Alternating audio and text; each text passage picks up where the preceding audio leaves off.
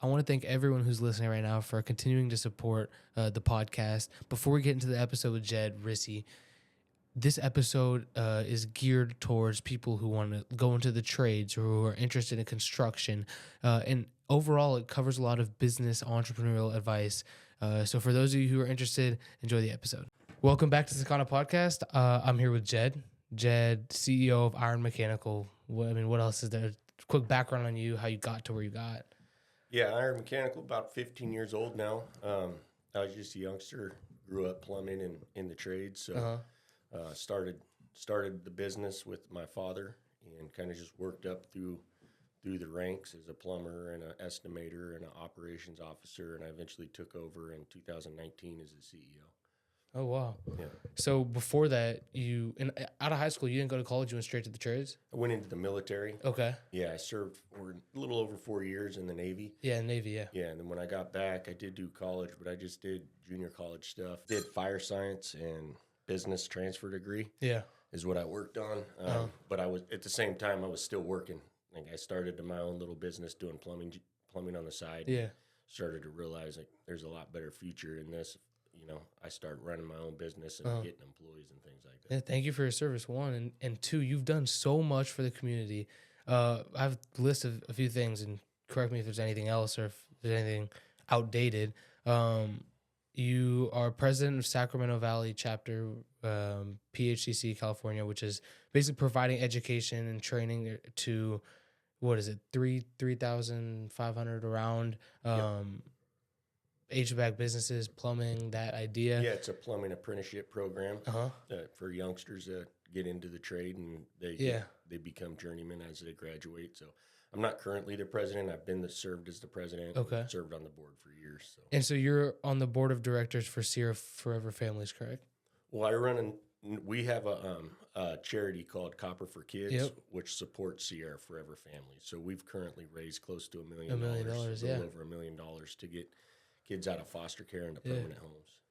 Why did you start that? I mean, that's amazing. Copper for Kids is something that it was kind of my dad's vision.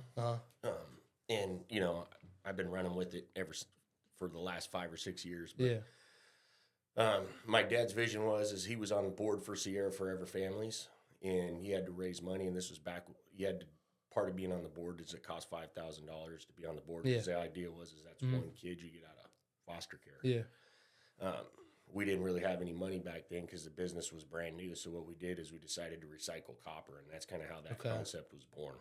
And, you know, ever since then, we've signed up a bunch of companies that donate their scrap copper, and then we have a golf tournament that we do and different events all the year round. Yeah. So looking at your executive staff, they're all part of your family. Same last name, right? A lot of them, so yes. It's the family-owned business, or what was that? Yeah. I mean, it's very much a family business, but the Risses in general, my great-grandfather was a plumber.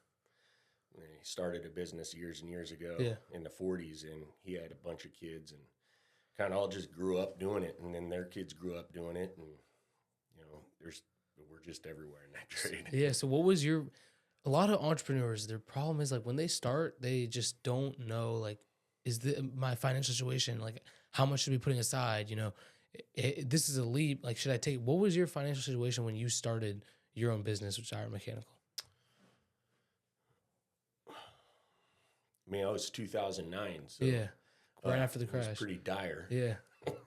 So it was one of those things. It was like a sink or swim moment, I guess. Yeah. You just, you know, my father and I kind of looked at each other and we're like, "There's not a lot of opportunity out here, so we might as well just take a swing." Yeah. And at least we're putting our eggs in our own basket, not counting on other people. You know? Yeah. Was there one like really big challenge that you faced when trying to scale the business? There's challenges every day, right? You know, whether it's getting work or the economy or anything like that. I guess scaling the business, specifically to growing the business, you have to have good people.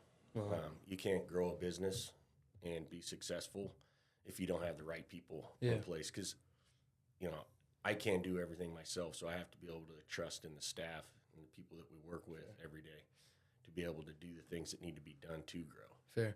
We had someone on first ever episode we did, and he said that people who go into the trades are the number one millionaires in the world. They're becoming, because AI can't replace that. What are your thoughts on people going into the trade? What type of person would you recommend going into trades? The thing about, well, anybody could go into the trades. Yeah. If you just got to want it, right? Uh-huh. And it's not this glamorous job to start, right? Yeah. If plumbing, you're in a ditch or crawling around in an attic or whatever the case is, like it's kind of dirty, right? But once you learn it, you never lose it. You have that forever. And I think, a lot of people get caught up, whether it's, working at a retail store or serving at a restaurant. They're making pretty good money, tips, things like that. And you get caught up in that. And it's hard to start. Yeah. But if you commit to it early, young in your life, that where you don't need to make as much money by the time you get to be in your 30s and 40s. Like most everybody on the executive staff 6 figures annually. Wow. Well over it. So it's not, but you got to put in the time. Yeah. Yeah. So AI is crazy now. I mean, it's just taking everything over. Have you implemented that into Iron Mechanics? Yeah, AI is definitely it's a current project in our business, trying to figure out how to utilize it best for us, right? So we're all working on it. The project management staff uses it a lot. I use it. It's it's a tool, and it's what we're finding is that it's saving us a ton of time. A ton of time. I was going to ask you, how do you use that as a tool? Well, some of the basic stuff is just writing emails, or if you have to do like a certain type of a demand letter or things like that, where you would normally have to reach out to a lawyer. Hey, I need help with this. Now we could just ask AI to help us. We use it to review contracts. There's so many. Yeah. It's unreal, and we're just starting to mess with it, but it's definitely a time saver. I like it because it's going to allow our people to focus more on the important tasks rather than getting bogged down in Makes sense. Yeah. So do you goal set? Do you do anything in your daily life that helps you stay on track? Is there me? Yeah. My whole life's goal driven, schedule driven. What is that? So I have personal and business goals, and all that stuff. And being in my position and an owner, a lot of my personal goals are kind of based around the business goals or whatnot. But I specific goals for the year. I don't know. Take my sister out. My sister's out on dinner dates and spend some time with the family. Spend more time with the kids this year. These are some of the things that I'm trying to focus on because you get wrapped up in all the business stuff. And those are some of the things in reflection from last year, I could do better at. Yeah. Do you do any journaling or anything like that, or you just how does that look? Journaling to me is I just sit down. I like to do it in the mornings before I start work. I do a little bit of reading once I get to the office. And I just sit down and pen and paper and write down things I'm thinking about, and whatever just comes out. That's how that works? Just write whatever? Yeah, I don't have a specific agenda when I sit down and journal. Fair. Yeah, I like to do it. It's kind of one of those things that call me.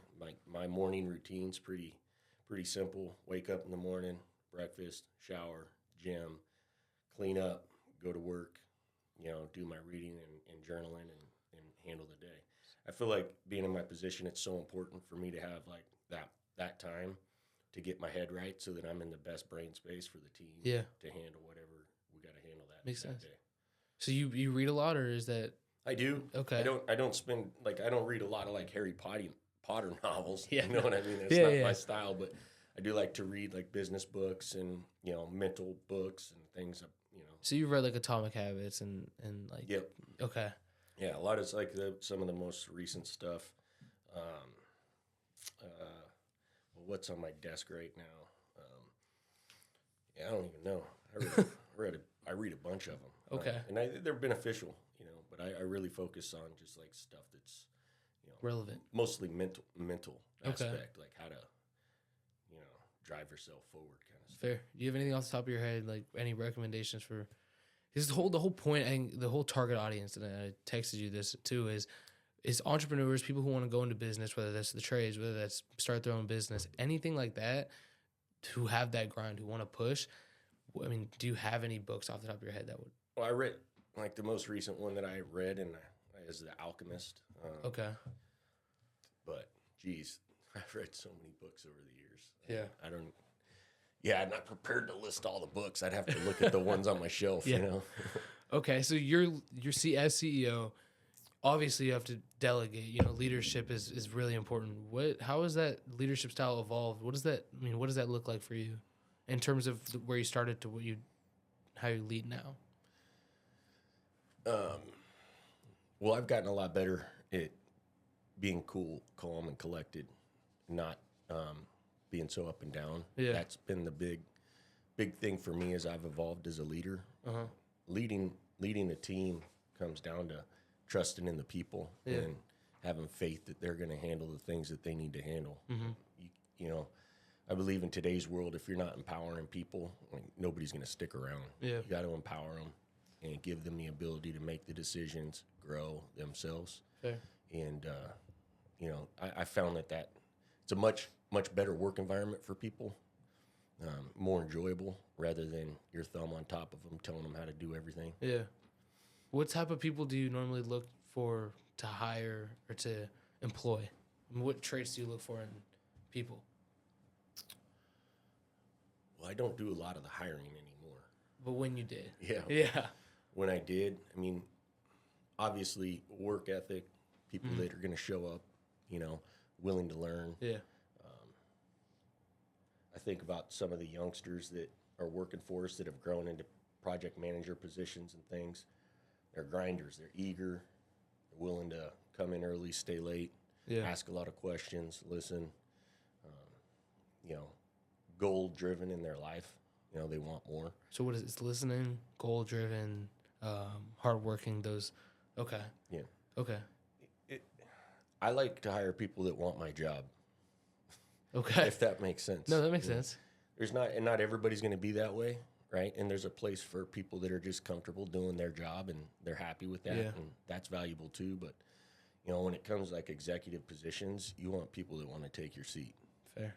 You know, it's kind of the way I look at it. Yeah.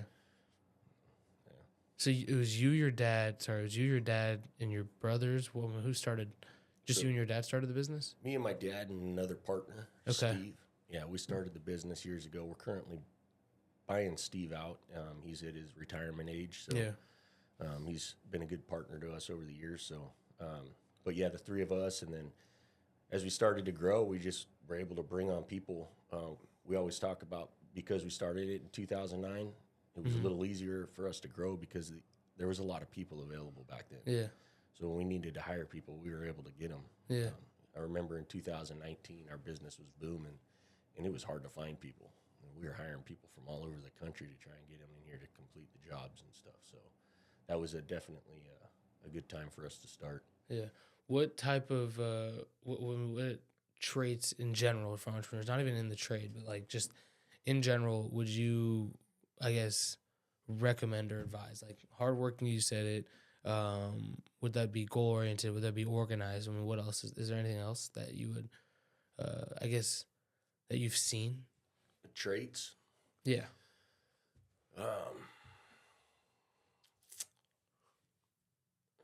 We talk about this all the time. It's one of our core values, really. But fearless, accountable, you know, innovative, honest, honorable, trustworthy, those kinds of things. But, I think to be an entrepreneur, to build a business and this stuff, you're gonna have to be a little fearless. Yeah. I mean, you can't be scared to make a mistake. You're gonna make a mistake. You're gonna fail. That's part of it. And then you got to be able to pick yourself up and get back at it. Yeah. But you will fail. Mm-hmm. I mean, we failed hundreds and thousands of times in our business. Yeah. You know, whether it's small things or big things. So you just have to be willing to keep on grinding. Yeah, and but construction is competitive, right? Very competitive. Mm-hmm. If someone's trying to start their own construction business, I mean, were there any pitfalls or anything that they could, I guess, avoid that you did? Like if you, let's say, for example, you went back in time right now and you started Iron Mechanical over again, what would you change then, I guess? Yeah, when I look back on that, I probably would have pushed harder to start more of a service-oriented business. Okay. Because it's a little less turbulent. Okay. Like we do a lot of new construction, big jobs, Yeah. high rises and things like that. And the new construction market's just impacted by everything, an interest rate or a tariff or who's president or unemployment. Like, it's ridiculous. So it's very turbulent, up and down, where service and special projects like the repair side of the world, it's much more steady. Okay. I would have started that at least at the same time. We didn't start that till about 3 years ago. And it's really helped out our business a lot. Okay. But it was a big bolt on that we should have done sooner. Yeah. I would have done that a lot sooner. So if you were right now at your point in your life so let's say you want to start another business, would you go outside of construction? Like, would you? No, it's funny. I'm friends with a lot of people, and one of the things we talk about, some of the guys do that. Being an entrepreneur, I mean, you kind of want to go after everything. I got some really cool friends I get to spend time with and learn from, and I wouldn't. We just acquired a business, construction, similar stuff. I'm looking at another one, same thing. I mean, maybe I'd be willing to do like real estate stuff or whatever, but I sure don't see myself getting into like the auto industry or something. You know what I mean? Yeah. I feel like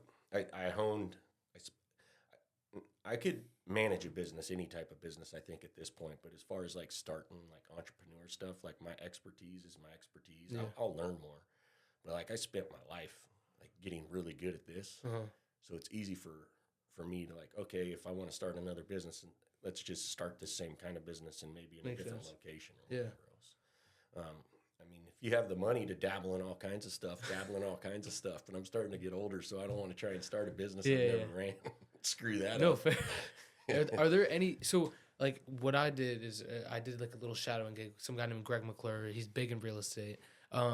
And what they had is they have like weekly meetings with all the people, all the other branches, to try to make sure they're on the right path. What does your company do to kind of make sure that you're on the right path? What do you guys do? Weekly meetings, monthly meetings?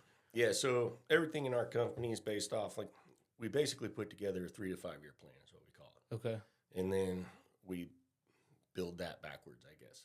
From that 3 to 5 year plan, everybody comes involved in that and then buys into it, and then each department has to break that down and set up their goals and stuff for the year, right? And then what we do from there is we have weekly check-ins, bi-weekly check-ins, whatever the case needs to be. But we have scheduled meetings, like for example, on the new construction side, we meet with our project managers once a month just to go over their budgets on their jobs. We have every 2 weeks we have a management meeting with just the executive staff to talk about where we're at in the business, and so lots of check-ins. Who sits down and creates those 3 to 5 year goals? So they started with Terry and I. Okay.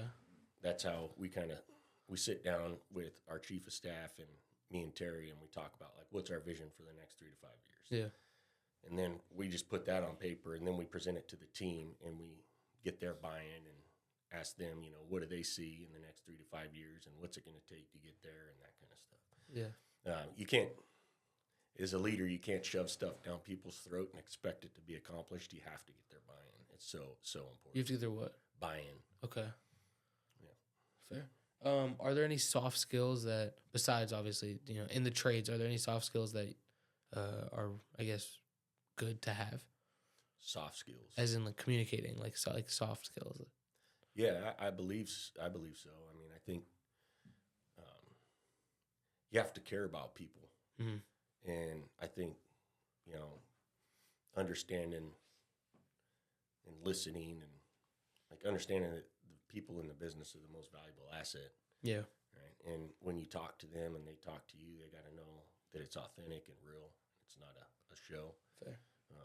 I think there is no more important thing than your people believing in you and trusting in you, and you trusting in them, and that kind of stuff. The relationship between you and your employees. Obviously I got to run the business, but you have to they got to trust in you too. Yeah. What's the best piece? You've talked to other successful business, entrepreneurs or just mentors, or did you have mentors? Yeah, I mean, my dad's dad. 65, Yeah. you know, and I'm surrounded by, 62. He'd kick my ass if he heard me say 65. But yeah, I mean, he's a mentor. I've been surrounded by great people my whole life. I'm very fortunate. Whether it goes back to the military days or uncles or, friends. I've always been really, really close with my dad, so I've been fortunate enough to be around a lot of his friends that have been successful. Mm-hmm. So I'm pretty lucky, dude. Being 40, I got a group of friends that are in their 60s that I could call for anything that have been through a lot. Yeah. So, yeah, that's important, especially the higher you go up the food chain as far as business goes. The people you could talk to about certain things, that pool up gets a lot smaller. Yeah. Because you're dealing with stuff that most people haven't dealt with. Makes sense. So. Is there one piece of advice or any piece of advice that your dad as a mentor or someone else that has given you that you still use or that you use, or that was even just like a moment? Like, yeah, so many moments. it could be anything. My dad always just says, be honest. Okay. Just be honest. Yeah. With everybody. That's a big key. Yeah, I've heard that too from a few people. Like, you'll find your way if you're just honest with people, you're upfront with them. Mm-hmm. Yeah. What do they say? It's a lot easier to remember the truth. Yeah. So we talk about that, but yeah, I mean, be honest and passionate, and you gotta, like my dad's always told me that the people, right? And in our industry, one of the things that's super important is the field staff, the guys who actually build the projects, and understanding that we're not worth a damn if we don't take care of them. Makes sense. Right. So if they call, pick up your phone. Yeah. That's how that works. Do you have any last piece of advice or just like things that you would give to people who are listening to this? I mean, we have people who want to go into the trades. We have people who want to start their own business. We have people who just want to listen to get knowledge. Do you have any advice for them? First off, just go for it. But my thing is, and when I coach football, I teach the kids the same thing. I talk to them about the same thing. But if you want to be anything in life, you got to be focused. You got to wake up and you got to try and get better every day in every aspect of your life, whether it's personal, business, health. Get better every day. Yeah. The second you start to get stagnant or get comfortable, like you might as well just kiss the dreams goodbye. You got to be good. You got to be good at being uncomfortable, because growing a business, being an entrepreneur is hard. It's never comfortable. It's a little scary. You got a lot of chips on the table a lot of the time. So you got to get good at dealing with uncomfortable situations, and you got to stay focused. Just get better every day. Every single day, wake up and try and be better. That's the best advice I could give. Amazing. And then last thing to just close it out. When will you, I ask everyone, that's the last question. When will you put everything away and retire, live happy? When will you basically just be happy? I mean, what would that look like, that ideal situation? I am happy. Okay. I don't think I'll ever put it all the way away. My goal in life has always just been able to retire. I don't have a desire to retire. Okay. No, someday, more free time, be able to do things I want to do, like take a vacation if I want to take a vacation. But the crazy thing is when I do take time off of work, I just can't wait to get back. Because I like the people that I work with and stuff. I like to be around them so much. So I don't see myself I don't have a date to retire. Just keep staying healthy and working, and eventually, I'll phase out and probably not be doing all the day-to-day stuff. Yeah. But, I'm happy now. Amazing. Yeah. Thank you so much. Retirement isn't happiness to me. This is happiness. Yeah, exactly. Thank you so much for coming on. Thank you.